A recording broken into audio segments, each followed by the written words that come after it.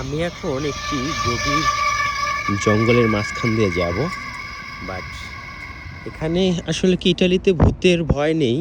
আমি কখনো ভূত দেখিনি, বাট এটি একটি গভীর জঙ্গল।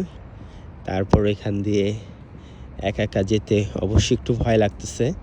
তারপরেও যাব, হয়তো আমাকে দেখতে পারতেছেন না এই কারণে অন্ধকার।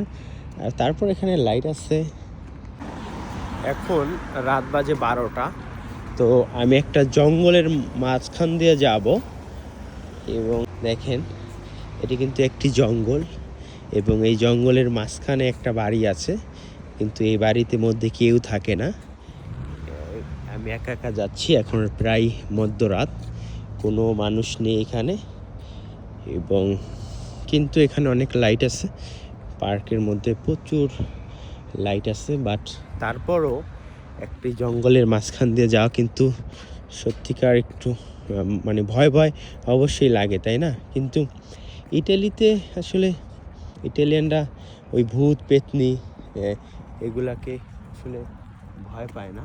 কিন্তু দেখা গেছে কি যে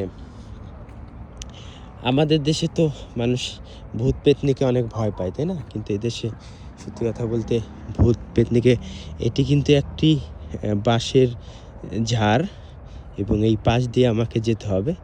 অবশ্যই আমার ভিতরে একটু ভয় ভয় লাগছে, কিন্তু এখানে লাইট আছে, তারপর আসলে একটু একটু ভয় তো কাজ করে যে এটা একটি বাসে এবং এখানে একটা লাইট আছে এবং এটি খুবই ঘন জঙ্গল এবং এই জঙ্গলের মাঝখান দিয়া এই রাত্রেবেলা যাওয়াটা আসলে ইটালির জন্য আসলে নিরাপদ।